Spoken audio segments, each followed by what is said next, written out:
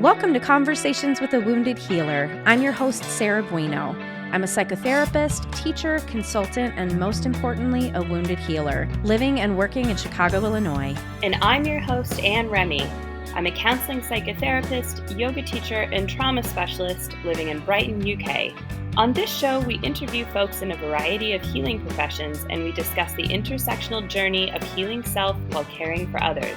But we're not just focused on individual healing, but also healing on the collective level, from white supremacy, late-stage capitalism, and the patriarchy. Thanks for joining us. Welcome, everyone. Hello. Welcome to the shit show of my voice. I'm still sick because this is the same day that we recorded the last episode. Yeah. Yeah. But I think you sound a little bit better than you did 20 minutes ago. Oh, do you? Yeah. Okay, I'll take it. Maybe your voice is just a little warmer. Yeah. Well, hopefully your parents or your mom can tell our voices apart. I thought about that. I was like, well, at least my family's going to know which one of us is which. My brother told me to say that we don't sound alike. Thank you. He's confused as to why our family cannot figure out which one of us is which, but he can. Okay, so he's better than them is what he's saying. Yeah. I have to laugh like a weirdo right now. Like I'm either like or because I can't like do my real laugh. Just sounds like a cartoon villain. I know. It's the best way to like laugh without coughing. Lean into being a cartoon See, villain. when I try to laugh normal, I have to cough. How are you? Man, do you know what? Feeling pretty good today. Good. The sun is out and it hasn't been out very often. So we're celebrating that. Did you guys get a crazy heat wave or was that just the US? No, that was the rest of Europe. Oh, wow. The whole of Europe got a crazy heat wave. And I was hiking in Slovenia during it. So that was no. super great. But there was some sort of jet stream situation over the UK where it was just cold and rainy. Interesting. Wow. I mean, I'll never understand how people don't believe that climate change is real, but whatever. Let's wax poetic about today's episode. So, yeah. You know what I didn't do? I didn't do the thing I'm supposed to do. You didn't tell us where we can get our merch. Yes. Okay. So, thank you for listening to the podcast. Listeners are amazing and wonderful, and we don't want anything from you except if you want to, help us out with a little cash here and there. 3 things you can do. Well, actually, 2 things for money. You can buy merch. Honestly, it's not about the money. We do this for the love of it, but every little bit helps. So you can buy merch. We've got some lovely t-shirts on tinyurl.com/CWH merch from the fine folks at T Public. You can rate and review us on Apple Podcast, which is super duper helpful. And we've had some lovely reviews lately that have mentioned Anne. So we would love for you to tell Anne how much you love her. That's me. That's her. And then you could support us on patreon.com/convos with a wounded healer. And you can donate as little as $1 a month. I mean, truthfully, you can just donate $1 because you could go on, do it for $1 a month and then cancel it after that. We're fine with that, whatever. If you send us $1, we will send you a welcome gift that is definitely worth more than $1. So there you go. If you want to support us. Now let's wax poetic. Okay. Yes. So I spoke with Mindy McCord. She's the co-founder of Siren Shrubs. And there's been a sober curious movement happening throughout at least the US recently. Oh, no, it's here too. Oh, it's here too. Oh, here too. It's in the UK too. Cool. Very cool. And so shrubs have become popular because it's basically like a vinegary drink. Fucking delicious. I connected with Siren because my consultant, Aggie, works with them. She's their consultant. They were on her podcast. What is it called? Used to be called Badass Leaders. But anyway, so we'll have to put that in the show notes. So anyway, first of all, a lot has been shifting for me around what it means to be a business owner in an ethical way, to be a female business owner and to do business, not just like a woman doing a business like a man, but doing it actually in a feminine driven way from a more female energy. And so I know you had some thoughts on that. I certainly have some thoughts too, but I really want to hear what you've been thinking about based on this conversation. Yeah, it's funny because when you started talking with Mindy, I was like, I think you said something like, oh, this may be a non-traditional healing medium. And I thought this was going to go down the route of no, gut microbiome. Like kombucha is really big for this too. And I thought we were going to go down the gut microbiome and how that changes this and your mental health and da da da. So I was like, this makes perfect sense to me. But then when you started talking about business, I was like, oh no, this also makes perfect sense to me. Because as somebody who is starting my own small business, it's a very intimidating world. And Mindy touches on that. Yep. And I have all these great big ideas. And, I think about, well, okay, well, I could do that, but that would be very expensive for me to do on my own. And I don't have tons of funds to just start like going after all these ideas. And like, do I want to get a venture capitalist involved? Sarah shakes her head vigorously no. Yeah. Sarah says no. But these are the kinds of things and I don't know shit about venture capitalism. And I also don't want to do the business. Right. Like I want to be the ideas and the product essentially. But I don't want to create a business plan and like charts and projections. No, we don't become therapists because we're good at that shit. No. So what was really helpful for me in this conversation is hearing another woman or women who have also gone through this kind of like stumbling process of how do we manage this? How do we manage it ethically? Yeah. How do we let our ideas kind of naturally evolve? And who do we want involved in this? Like consciously choosing who to get involved, not just like, let's reach out to these guys or let these people buy us out. Right. Because then someone else has control over your brand and who you are and how you are. Right. And I know you've done that. You've been through this. Yeah. I mean, I was just going to say that's exactly what I went through when thinking about selling Head Heart. I still get 3 to 4 emails a day from some venture capital person asking if I want to sell the business, even though it's already been sold.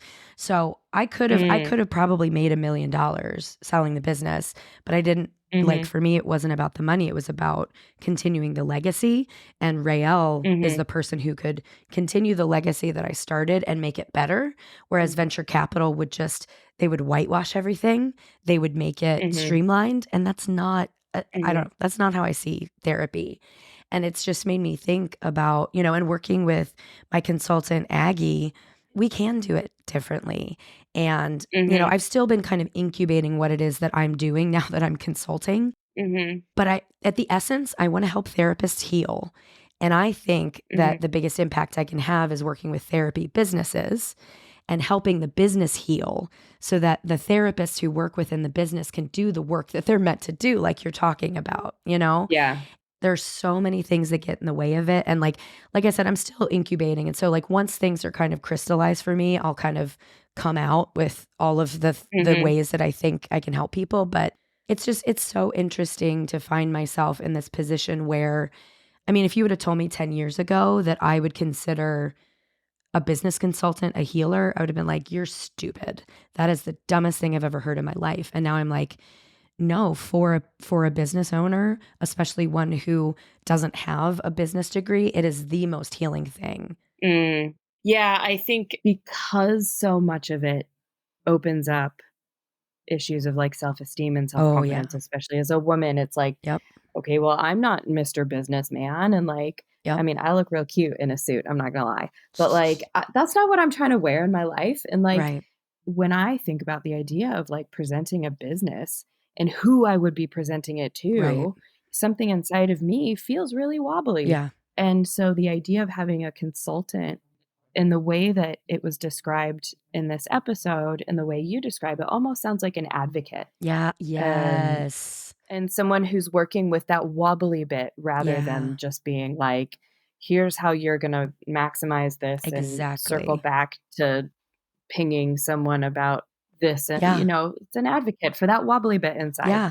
Well, when Rael and I initially reached out to this consulting firm to have a consultant, we said it either needs to be a queer person or a person of color, because we just knew right off the bat that somebody having some sort of marginalized identity would understand the way that we think about the world instead of just like, I was like, no straight white men, like no offense dudes, but like, I just didn't trust that anybody was going to get where we were coming from. And, Aggie was like, I'm gay, I'm queer. And because we were like, we want to approach business from an anti-capitalist framework.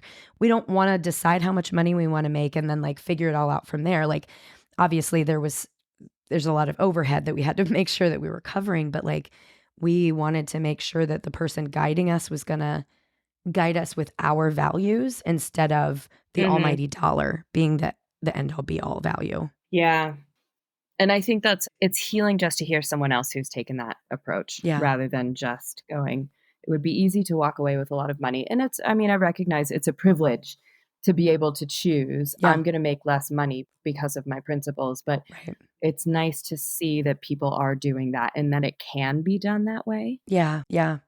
I mean, gosh, there's like specifically in the business of mental health, there is a shift happening right now that's exciting and scary at the same time. You know, I think on one hand, venture capital is trying to come in and make a lot of money off of a lot of people's suffering.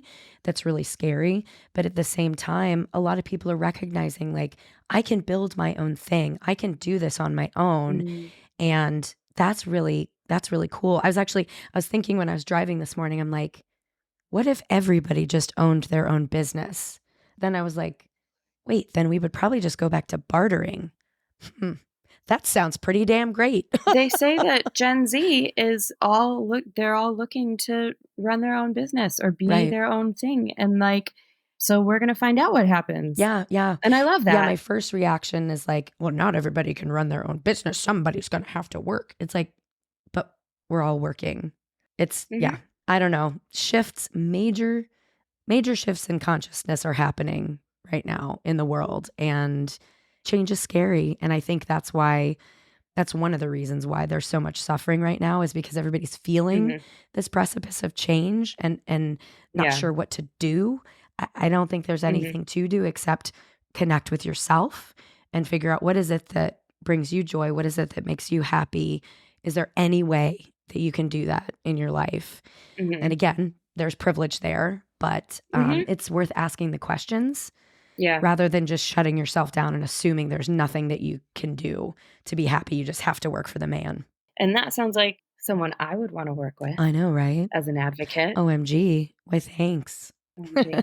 Well, let me introduce Mindy. We've totally kind of gotten off track, but also not. So I was supposed to speak with both Mindy and Layne of Siren Shrub, but Layne was not able to join us. So Mindy is representing the both of them. So Mindy McCord is the co-founder of Siren Shrub Co, which is a woman-owned, values-led beverage company. They're on a mission to create space at the table for everyone, regardless of their drinking preference. So please enjoy my lovely conversation with Mindy McCord. Hello, therapists. Does the word finance make you want to run and hide? We get it. We didn't learn this stuff in school. So join business consultant Aggie Shajinsky and me for a live interactive workshop designed specifically for therapist business owners. Gain valuable insights into financial literacy and begin to build confidence in your business management skills. This fun and engaging workshop will equip you with essential tools to understand the numbers and address the emotions surrounding your business finances while staying connected to anti-capitalist values. Don't miss this opportunity to enhance your financial knowledge and improve your practice. Tuesday, October 17th from 6 to 8 p.m. Central Time on Zoom. Registration is donation-based, and 100% of donations will go directly to Sister Offia Community Care in Chicago. To register, visit tinyurl.com/therapistfinance. Again, that's tinyurl.com/therapistfinance.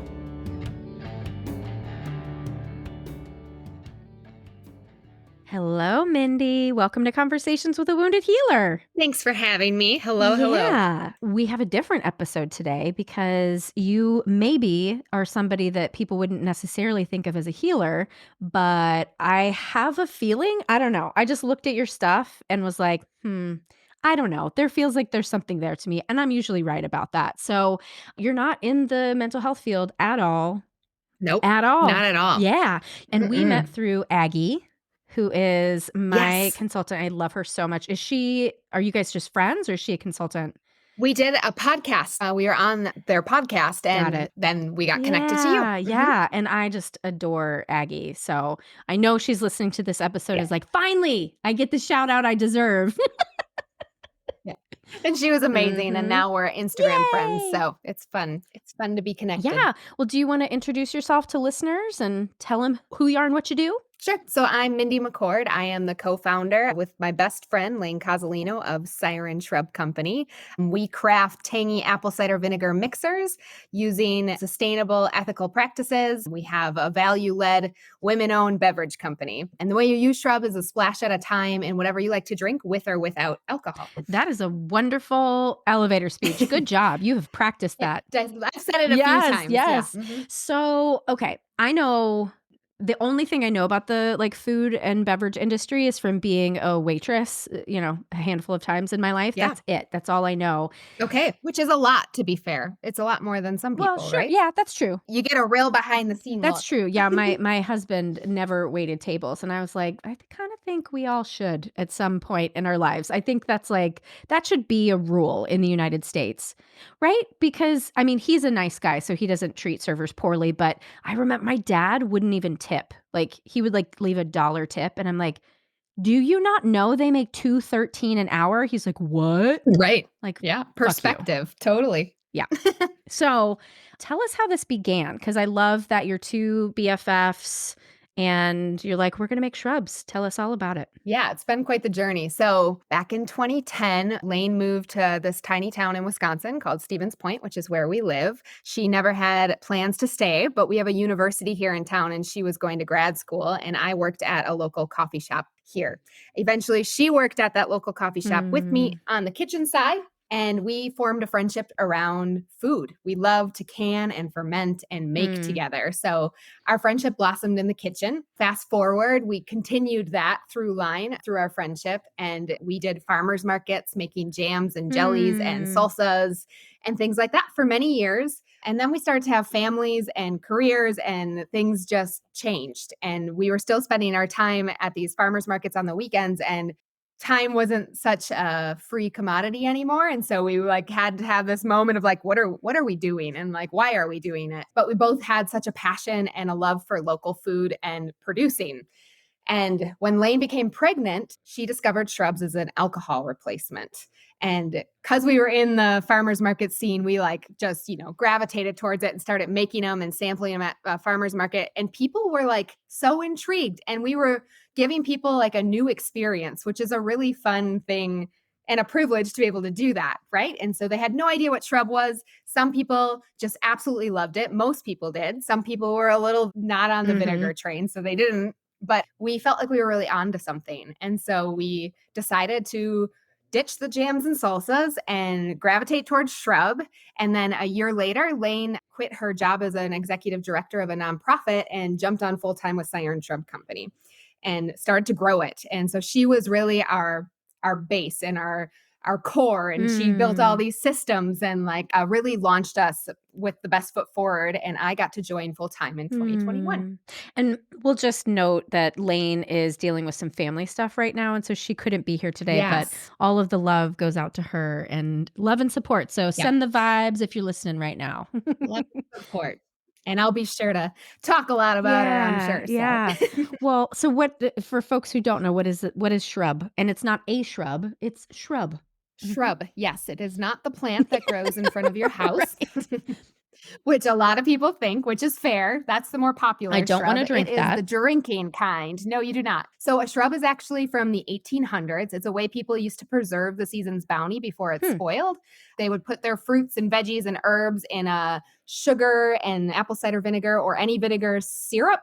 And then they would can that and put it away and then bring it to the public houses to add to their drinks or to their water in the farm fields. So it's actually from a very long time ago. It went away with refrigeration and then came back with the craft cocktail movement. I was just going to say, why did it go away? That makes a lot of sense. Yeah, it's got a really interesting history. And at its most simplest form, it's a tangy, simple syrup that you add to whatever you like to drink. And because it has cider vinegar in it, it gives you this really adult, complex, interesting flavor. So you do not necessarily need to add alcohol to it. And so we found a cool opportunity in the sober curious and mindful drinking and sober communities with Shrub. Yeah, I'd be really interested to hear more about that because addiction was my initial specialty as a therapist, yeah. and so I've just found it so interesting about the sober curious movement. Yeah, we are like big fans. So when we first started, if I'm being vulnerable and honest, we didn't know how to navigate that. We thought for sure we had come up with a cocktail mixer only. And we started to realize because Layne discovered Shrubs when she was pregnant and wasn't drinking alcohol, like things started to click. Okay, I should back up and say that we are from Wisconsin, which is like the heaviest drinking state. Is it really? In the United States, it's one of the top 5. Oh, I didn't sure. realize that. I mean, Anheuser-Busch, right? Yeah, right. Because we have a huge brewing culture here. So those Germans. Yes, so we are Germans. We're up against like a lot of different things here in Wisconsin and in our industry at least. So we didn't know how to navigate that. We didn't know those two things could exist in the same place. And we are so lucky to have been connected to these wonderful mentors and leaders in the sober communities that we're like, we don't need you to just cater to us. We just want to be included. And we are like, oh, right. And that changed our whole perspective and our whole business model, and also our own personal relationships with alcohol, realizing that it doesn't have to be about the extremes necessarily, but our mission is now to create space at the table for everybody, regardless of their drinking preference. So we are real big advocates for just creating space.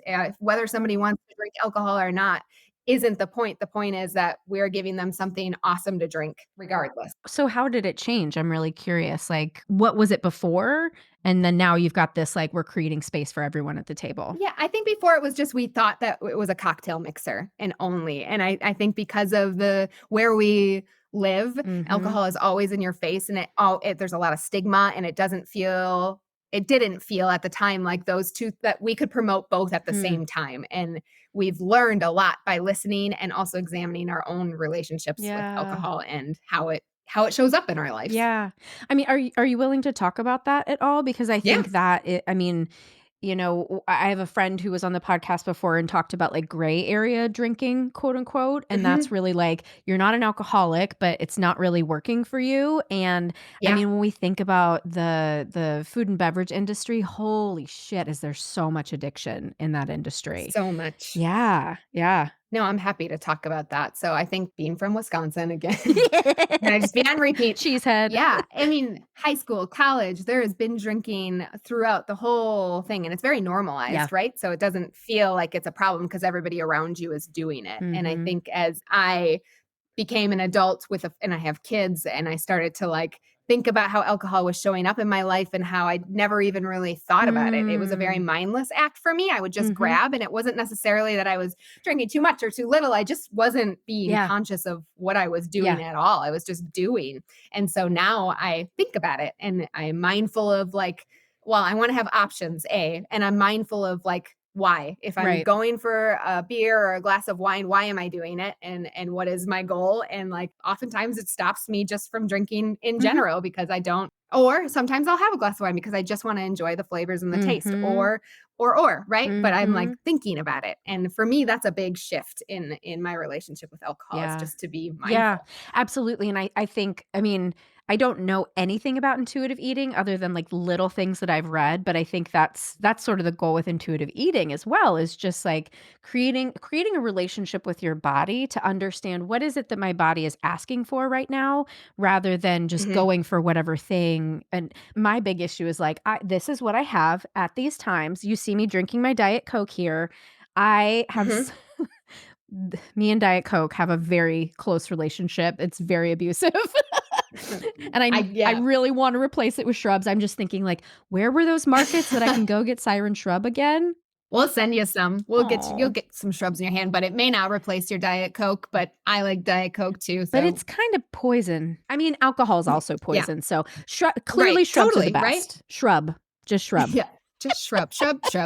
shrub. Yeah. Well, where did the name Siren come from? I'm curious. Yeah, so it's kind of a funny story. So naming a company was really challenging. I'm sure you've had some Yep. experience with that, right? And like you want to get it right, and it's like kind of a big deal. So we just kept throwing things at the wall, and so Siren came up because we used to participate in a canoe paddling adventure challenge that was like it's on the Wisconsin River, and there's hundreds of people that show up for it, and it's kind of like a scavenger hunt, but also a canoe race, and there's all these mythical characters out on islands in the Wisconsin River. That sounds like so much fun. Pretty fun. So you stop and play all these challenges and games, and you look for like clues, and it's a 3-day event, and it happens right here in Stevens Point. You can look it up. It's called Paddle Quest. And we were participants for a couple of years, and then we were like, we want to try the other side of this. We want to be characters. We want to be mythical creatures. And we wanted to represent women. So you were and sirens. so we were like, we're going to be the sirens of the backwater. I love it. So we did that for a year, and we actually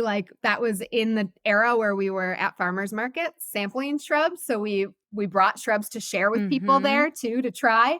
And then it just one day, it was just like Siren Shrub just had a really nice ring to it. And then we thought about being a women-owned company and strength. And historically, shrubs are said to come over on the sea. So there was just like a lot of things that felt right. And so that's how. It's kind of a goofy story, but that's how I it love happened. that. And I think there's something too, like, tempting about, right? Because that's the whole myth of the sirens, Lure right? people in. It's kind of like the opposite of alcohol, right? Like, I'm going to lure you in with this very intoxicating beverage that's not actually intoxicating. It won't kill you. Right.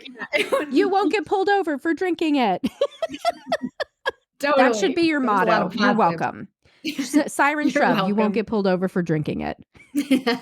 Yes, love it. Writing it down now.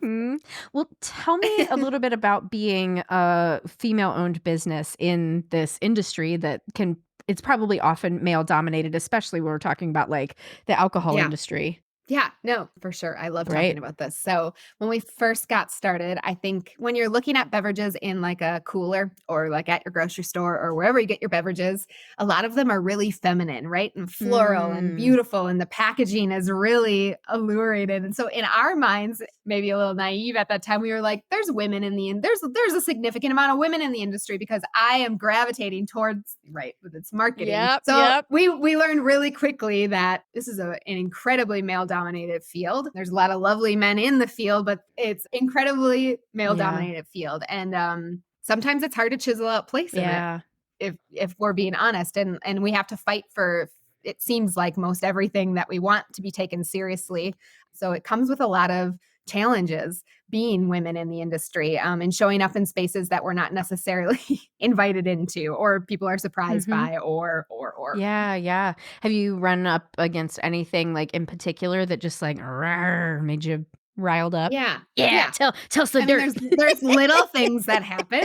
Like just the other day, we had a freight truck come pick up. We have pallets that get delivered out of, and they're heavy. They're like thousands of pounds, but we have pallet jacks and stuff to help us do the work. And they'll pull up, and typically they need help loading them into the trucks. And they always ask, the men always ask if there's anybody there that can help them get it into the truck when we're standing right there. So that's just like a silly like thing that happens quite often. But in a bigger sense, we once pitched to a distribution company based in the Chicago area, and we showed up with our A game in place and all our samples and our whole pitch, and our margins they're good. They are good. And I'm not trying to brag, but they're good. And so we walked in feeling confident, and that confidence was met with a lot of questioning. And that entire meeting ended up being about us walking this gentleman through our margins because he didn't believe that they were good, and he was going to teach us something. He was going to show us that we were doing it wrong.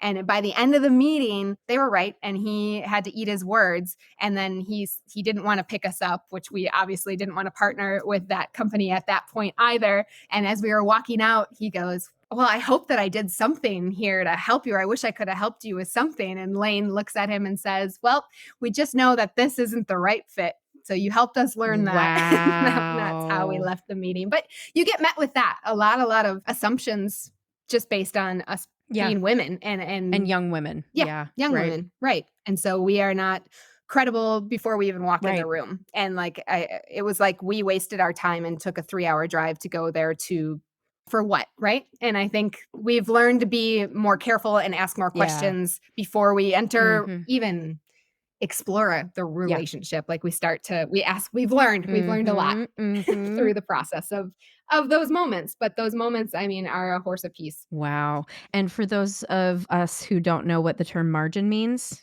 Oh, sure. Yes. Thank you. That means how much money you make on your product at the end of the day. So the profit. So like once distributors take a little bit out and like the different things that take away from your profit. Yeah. What's left over after all is said and done. Yeah. And I'm not surprised to hear that a Chicago person, because like Chicago is there is like mafia energy in a lot of the industries. And that's very like, I know this way and this is how it's going to be. And let me tell you, little lady, like, oh my God, that's infuriating. Yeah, that day it was definitely, that was the feel. Wow. But I'm sure there are actually good people in Chicago. There are, and we have so many lovely distributor partners and like people that we partner with in Chicago. And but there are moments where you just really, I mean, and some of it too is like all your insecurities bubble over in that moment, right? You're like, you start questioning yourself even though you know, and like, I mean, just thinking about, because being in the addiction industry, it's also a male dominated field, even though therapy and counseling in general is female dominated, addiction specifically is male. And I remember the first like real addiction treatment center job that I got, somebody wagging their finger in my face and saying, you should act as if you're a student. And my supervisor was like, no, like we hired you to do this job. Like we hired you because you know what you're doing. And I didn't feel, and I don't know how much of this was me or how much of it was just what I was dealing with the people I was working with at the time. But like when I turned 35, I was like, all right, I am no longer a young person. You have to take me seriously. And I was like ready to like be like, no, I know what I'm doing. But I had to turn 35. I don't know why that was the number for me. That was the age. I mean, I think that there's something to that though. I mean, I'm 36 now and Layne is in her 40s, and there's just more you feel like you can at least leave that piece behind. Yeah. Now in my 40s, I'm definitely like, okay, young person in front of me, even if you're 39. Yeah. It's all relative. It's really funny.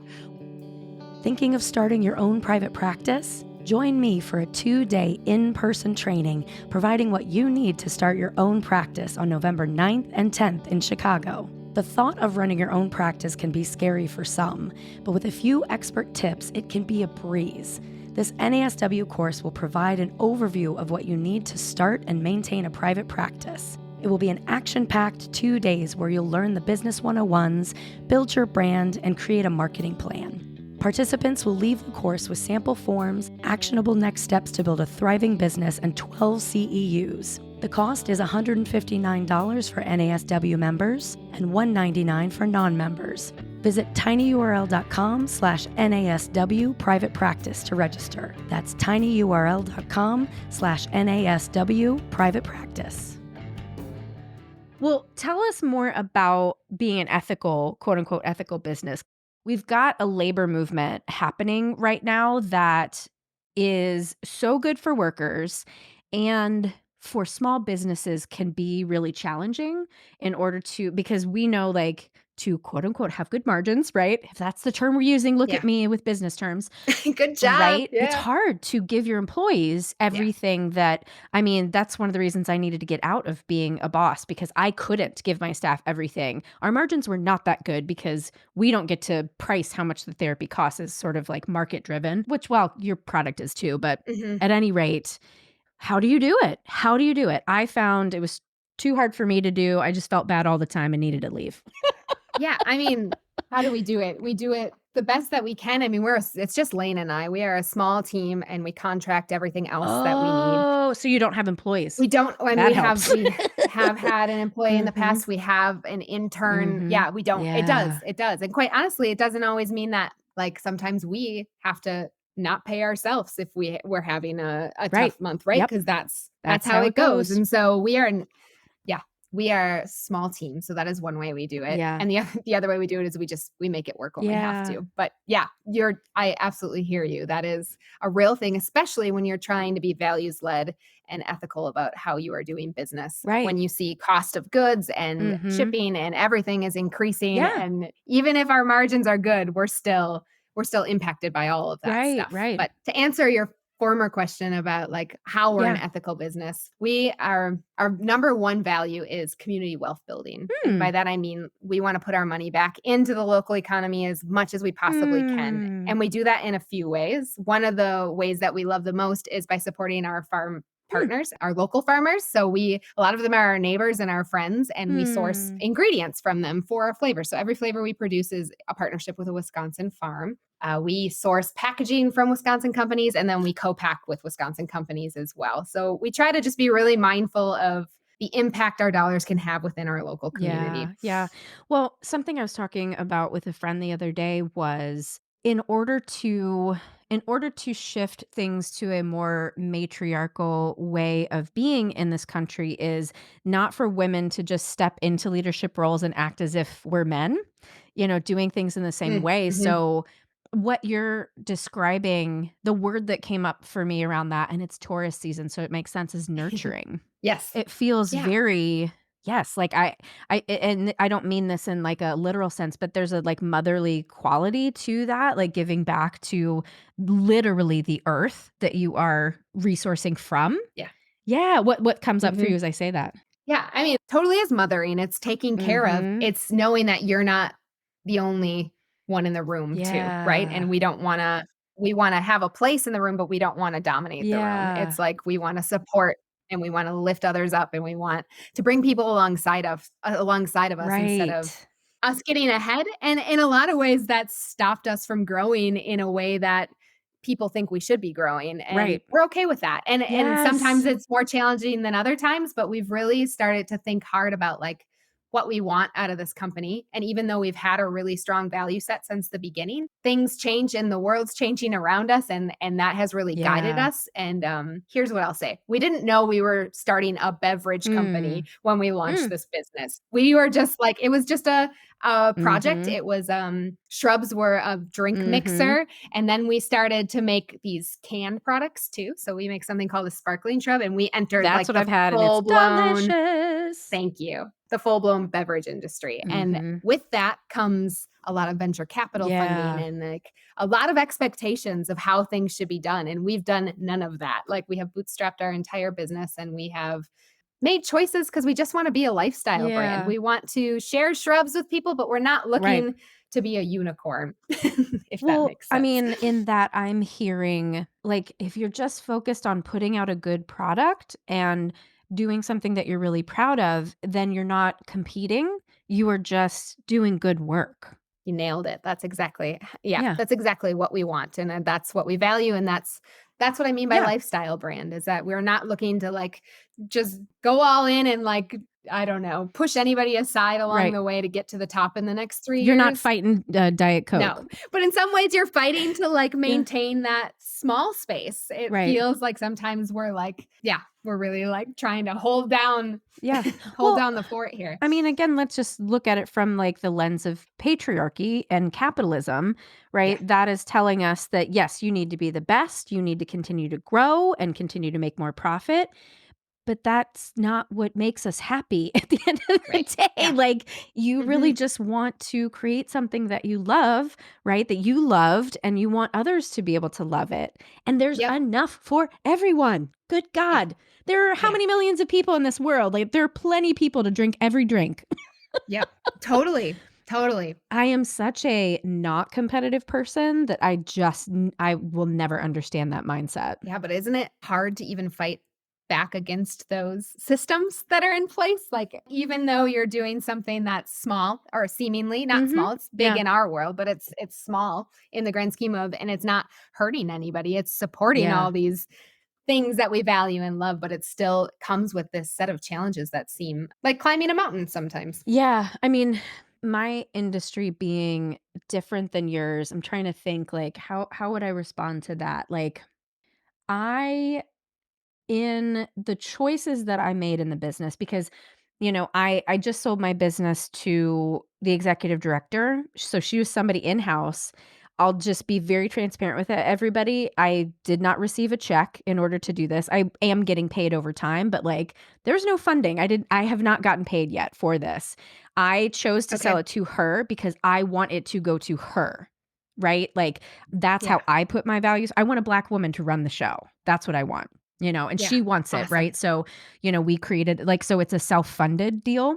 An untraditional Right. partnership. Exactly. And my lawyer was like, why the hell are you doing this? Why would you sell this business to somebody who can't? And it's not that she can't get funding, whatever. We lost money last year, blah, blah, blah. It doesn't matter. But I was like, because this is her business now. It just is. I just respected that. And I had other people say, oh yeah, I've had, venture capital approach me and, offer me $1 million for the business. I'm not over the, however many years I'm going to get paid. Not nearly that, but I don't care, That wasn't the driver. Yeah. And I guess for me, I mean, clearly, like, look at me. I don't really care on some level, like what people think about some of the choices that I make. And because probably there are more women in my industry, it's probably easier for me to make that choice. And because my industry is, emotions forward, right? Like everyone assumes a therapist is going to lead with emotions. I think I have created a life for myself and the people around me that are like, oh yeah, of course that's what you're doing. Like nobody was surprised that I'm not getting millions of dollars for this company, even though I worked my ass off for it. So I imagine that you're just up against things that are a lot different than I am and probably a lot more brick walls. Yeah, but it's similar. Some of the things that you just said. I just had a conversation with another beverage company owner who was recently acquired, and we just wanted to understand, like, how, if that is a path we ever travel, how is that? How does that work? And she was so lovely and transparent, and it was exactly the type of relationship that you're describing. Good. It wasn't big money buyout. It was kind of like a land contract, and she was a customer that just loved this product and had so much passion for it and wanted to carry it on to the next thing. And that gave me a lot of hope, just that we can do those untraditional things. Yeah. That is really cool because I wouldn't think that, in your industry necessarily somebody could buy it, without it being a venture capital because it seems like expensive. And we weren't sure that was possible either. It totally is. I mean, if you want to think about just what a freight load of cans, empty cans cost for one flavor is $25,000. And so wow. If you have 5 flavors or more, and we do things much smaller than that, but in order to scale to that level, you need just millions and millions and millions of dollars. Right. And, we're just not right. Wow. That sounds exhausting. Yeah. And I mean, kind of going back to the idea of the labor movement, I think that, and again, I am for workers getting paid, right? Like fuck Amazon, fuck Starbucks, fuck all those companies that are exploiting their workers. I'm going to venture a guess that most small businesses are not doing that. And, folks that are looking for jobs are not recognizing the overhead really that goes into especially a business like yours or a restaurant, right? Like, and I want my servers to get paid more, and I want the small business owners to be supported by our government, right? In order to be able to provide, right? Like, how can most businesses provide a living wage if all, like you said, the cost of materials and whatever else is so high? Yeah, right. And it's also about perceived value, right? And I think that shift for the majority of people to recognize the things that make their life vibrant are these little mom and pop type businesses and restaurants that you love to go to on the weekends, and there's some work to be done there. Yeah. In a lot of fields. Not just, I mean, in I don't know, maybe I'm like thinking that other countries somehow do it better, but I just haven't had any experience. But I think the capitalism in the United States is just very particularly Yeah, we agree. I can say we there because I know Layne would agree. Yeah. Well, I wonder if we should shift to some of the healer talk, and I'm really curious. And I guess before, asking about you in particular, I'd love to hear your thoughts about the healing nature of food and beverage and what role that's maybe played in your life. Yeah, I think the healing nature in food and beverage for me in particular is the building of in the industry, the building of confidence and having to like really dig into my own insecurities and how they show up when I show up in spaces through this business. Having worked through that has been quite healing. And sometimes it surprises me where it shows up where those insecurities show up, things I think I've overcome bubble back up. And it is because in entrepreneurship, as I'm sure you know, you wear all the hats and you have to be the expert in everything. And you are, I mean, I am absolutely not in a lot of things. And like Google becomes my best friend sometimes because I have no idea what I'm doing. And every day is a new challenge. Chat GPT now. Yeah. Right.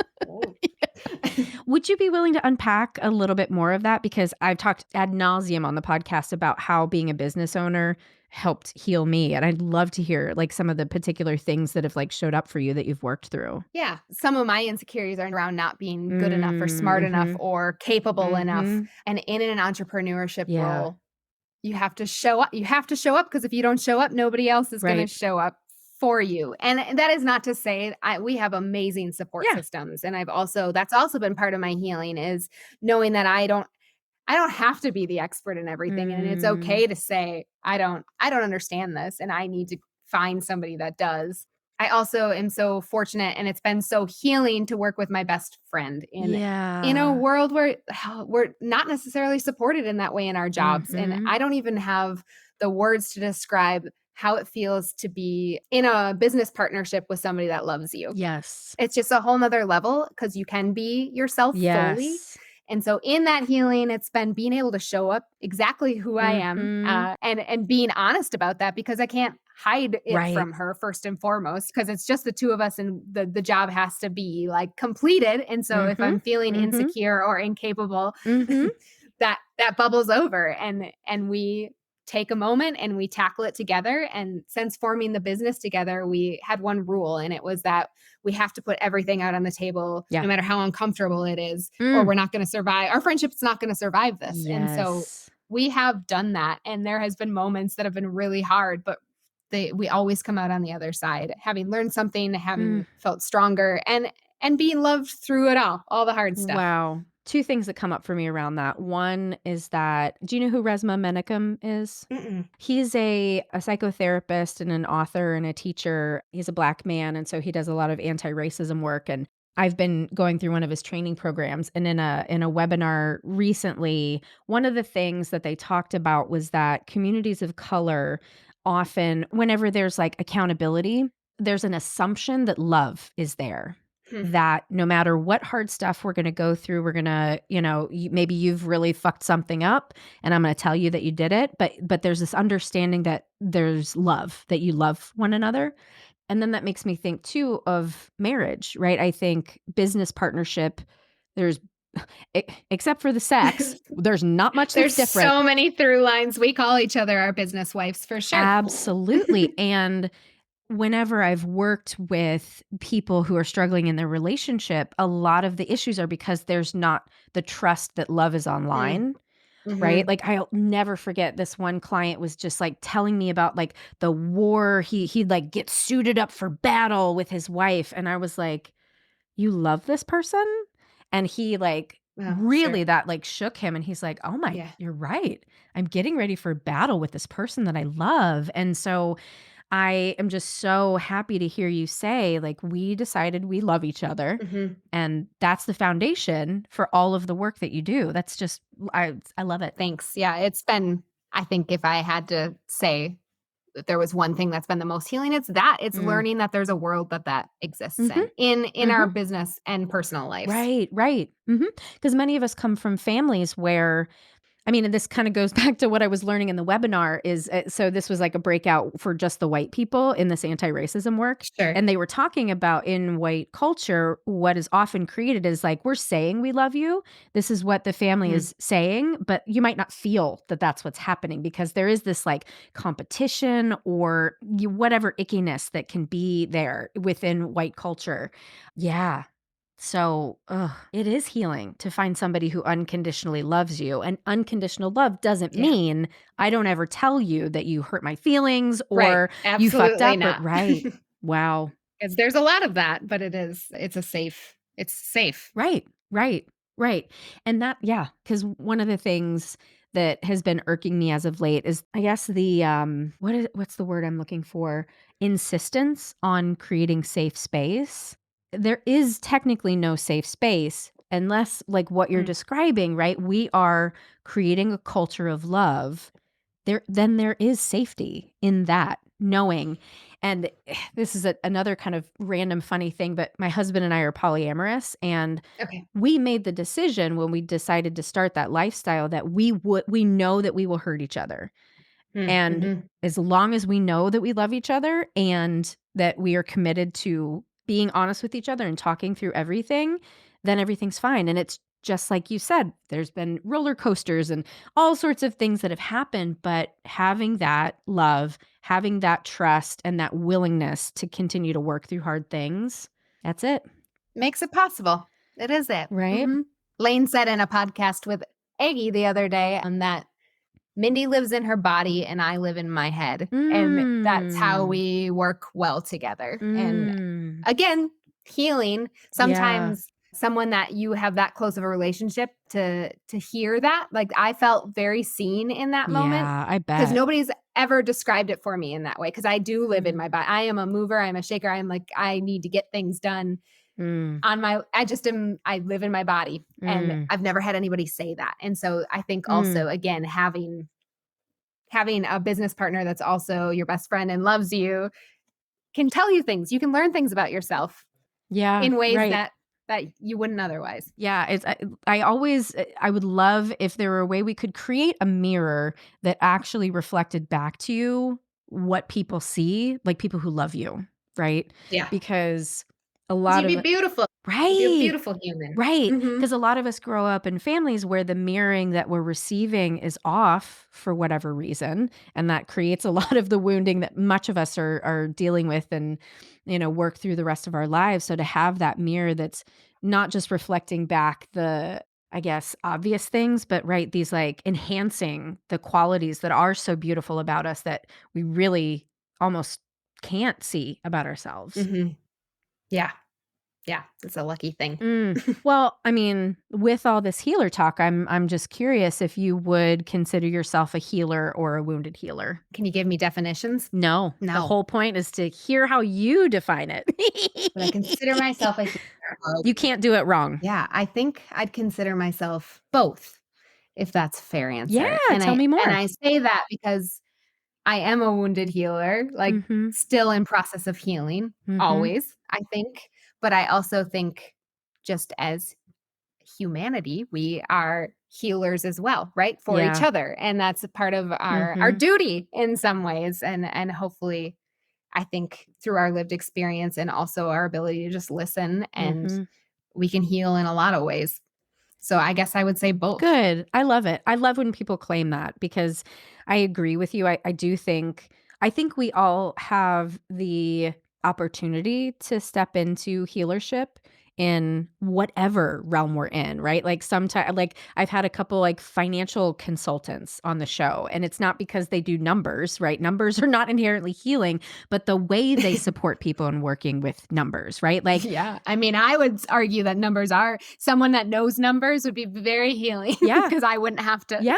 put the energy towards. Yeah. Well, and that goes to Aggie. I was just going to say too, right? Like she's in a very capitalistic driven industry. And so Raelle is who just purchased the practice. When Raelle and I signed up to work with her, well, to work with the agency that she works for, we said, first of all, we want someone either queer or a person of color because we knew that somebody who was marginalized in some way would get the way that we think. Mhm. And Mhm. yeah, with numbers, Aggie has been so helpful in like not only teaching Raelle what she needed to know to feel comfortable taking over the business, but like I don't fucking know what I'm doing when it comes. I don't know what Yeah. margins are, and Aggie's going to be like face palm with that one. And she and I are trying to put together a webinar that's financial literacy for therapists because that's not a thing that therapists Oh, know, cool. and clearly maybe Yeah. there needs to be one for the food and beverage industry too, right? Probably every Probably industry. right, every single industry. But anybody can be a healer. It just is if you tap into that energy or not, you know? Mhm. Mhm. Yeah. I think that's beautiful. Yeah. Yeah. Well, what a lovely conversation we're having. Yeah, this is lovely. Yeah. So first, tell people how they find your products. And if you happen to know, I could look up the Chicago area because we have got a ton of Chicago listeners. So I want to make sure people can like rush out and go buy your beverages. But yeah, tell us where we find all of your stuff. The easiest way is to go to our website, just sirenshrubs.com. And at the very bottom, we have a where to buy where you can pop in your zip code and it will populate stores near you. We suggest you call ahead if it's a long drive just to make sure that they have it on their shelves. Or you can order directly from us and it will just show up at your door. Which that's what I did. The tart cherry, holy shit. That one's our best seller. That and the basil. Oh. And I will say we have a jalapeno lime coming out. Oh, my husband might like that. I have weird food things. Okay. But yeah. Well, it's a good one for those that like spice. Yes. So I guess the last question is just, we've kind of gone all over the place today, but is there anything else that's like kind of sparking inside of you based on this conversation that you want to leave listeners with? I think I just really appreciate that you've carved out space for these types of conversation, especially in the entrepreneurship world. I think there is such a lie that's told about how entrepreneurship needs to happen. And I also think we don't talk about how hard and how there's a lot of burnout and a lot of false expectations, and there's ways to do it differently. Yeah. And I just really appreciate having open conversations about how those ways aren't necessarily not challenging, but there are different ways to do it. Yeah. Yeah. And one of the biggest pieces of feedback I've gotten from folks, at least early on in the podcast, was like, oh, I thought I was like too fucked up to be a therapist or this and that. And I think as I've moved into my own ownership of, yes, I'm a business owner, like I'm an entrepreneur, I think a lot of the conversations have been talking about entrepreneurship. And I hope that listeners now are like, A, I'm not too fucked up to be a therapist, and B, maybe I could be an entrepreneur too if that's something that I really want for myself. By hearing the folks who are doing it differently, and like you're doing it with love, which is healing. Like all this shit, entrepreneurship could be healing if you really want it to be, if you lead with your heart. If you lead with your heart and you have the right supports in place, and you don't have to have everything figured out to start. Right. Because leading with your heart doesn't mean that you're going to make dumb decisions. It just means that's going to be on the table. Right. Yeah. Totally. That's a great way to say it. Well, anything else?